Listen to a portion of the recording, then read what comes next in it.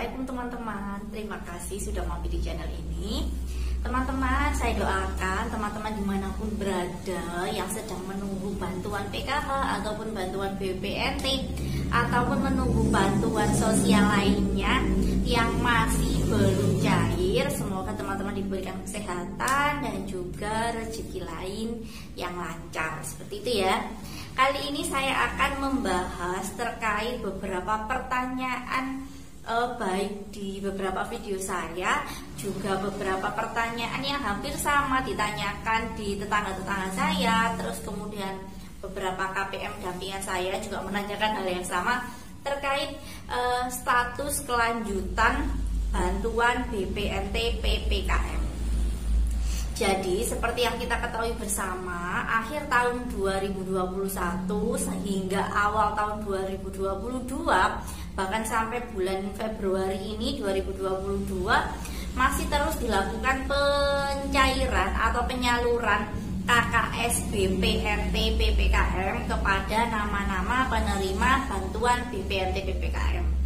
Bantuan BPNT PPKM ini kan bantuan pangan non tunai, tapi khusus diberikan sebagai bentuk bantuan dari pemerintah terkait PPKM atau terkait kegiatan PPKM baik level 1 sampai level 3 yang terjadi di hampir seluruh daerah di wilayah Indonesia. Karena kan pandemi COVID-19 ini kemudian bertransformasi, ada kasus baru yaitu virus Omikron seperti itu. Jadi virus coronanya masih ada, belum selesai. Terus kemudian ada varian baru Omikron. Nah, hendaknya teman-teman dimanapun berada tetap jaga kesehatan, kemana-mana harus tetap bermasker dan jangan takut vaksin ya. Karena vaksin sendiri untuk kita yang memang secara fisik tes kesehatan kita itu tidak ada masalah terkait vaksin, jadi teman-teman harus mendaftarkan diri untuk divaksin. Jangan takut ya, karena vaksin itu memang benar-benar melindungi kita dari virus yang menimpa kita dan juga banyak kalangan seperti itu ya. Jadi untuk para KPM baru, khususnya program PPKM atau menerima bantuan BPNT PPKM, ini kan banyak sekali kategorinya. Jadi ada yang menerima KKS BPNT PPKM itu ada yang lansia, kemudian ada yang disabilitas berat, ada KPM BPNT PPKM juga yang masih usia produktif atau maksudnya usia masih produktif, masih bisa bekerja, namun memang membutuhkan bantuan sehingga masuk ke dalam penerima bantuan BPNT PPKM seperti itu ya. Jadi untuk para peserta BPNT PPKM ini yang perlu saya infokan, BPNT PPKM itu kan pencairannya 6 kali penyaluran bantuan BPNT saja. Kemudian program BPNT PPKM ini masih belum ada informasi terkait apakah diteruskan atau tidak bantuan tersebut.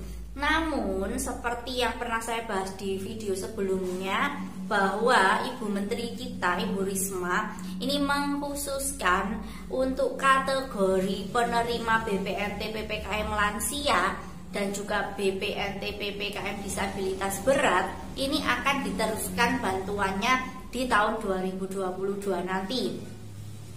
Namun untuk yang tidak masuk dalam kategori BPNT PPKM penerimanya yang bukan lansia, bukan juga disabilitas berat, maka yang bersangkutan ini bantuan BPNT-nya kan sudah tidak diteruskan. Kemarin banyak yang bertanya, apakah sebagai penerima BPNT PPKM mereka yang masih dalam usia produktif ini bisa mendapatkan bantuan BPNT lagi ataupun bisa mendapatkan bantuan PKH? Saya coba menjawab berdasarkan pengalaman saya di lapangan bahwa kepesertaan bantuan BPNT reguler dan juga kepesertaan bantuan PKH ini adalah penambahan pesertanya ketika memang di daerah atau di wilayah masing-masing ini memang ada penambahan kuota penerima bantuan BPNT dan juga penerima bantuan PKH. Sehingga ketika di wilayah tersebut itu terjadi atau ditambah peserta bantuan PKH dan juga bantuan BPNT-nya, maka teman-teman yang namanya sudah masuk dalam DTKS ini akan dikhususkan atau diprioritaskan menjadi calon peserta BPNT dan juga peserta PKH seperti itu. Sehingga untuk para peserta BPNT PPKM yang nama-namanya ini sudah masuk ke dalam DTKS, maka ketika nanti di wilayah teman-teman itu memang ada penambahan kuota penerima BPNT reguler dan juga ada penambahan peserta PKH, maka teman-teman akan menjadi calon peserta bantuan sosial tersebut, entah itu bantuan PKH ataupun bantuan BPNT. Syarat untuk menjadi atau syarat untuk mendapatkan PKH yang pertama adalah pasti harus memiliki komponen untuk dibantu dalam program PKH.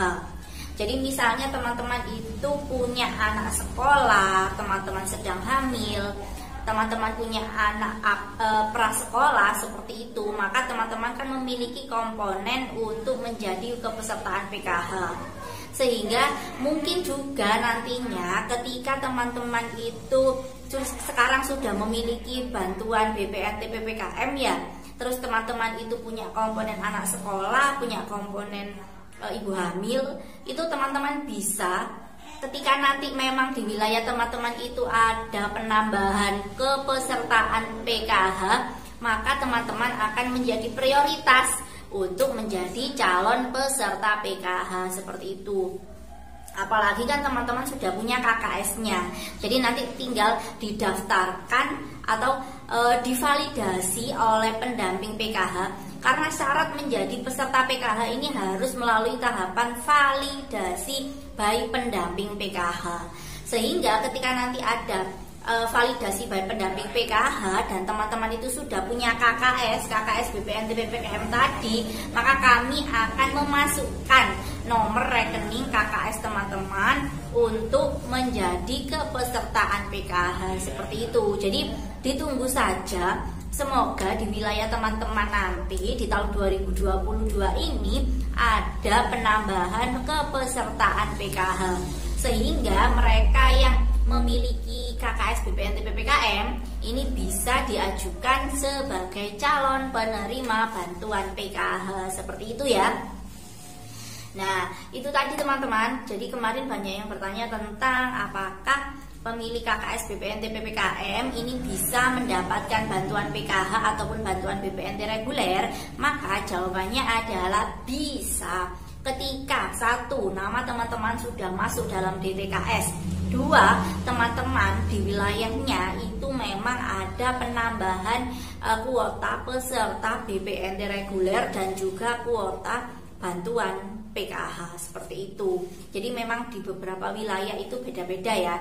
Terkadang ada di wilayah lain itu memang penambahan atau peserta bantuan PKH itu ditambah, sedangkan misalnya di wilayah saya sendiri tidak ada penambahan kepesertaan PKH. Jadi memang kuota peserta PKH ini di setiap wilayah itu jadwalnya beda-beda.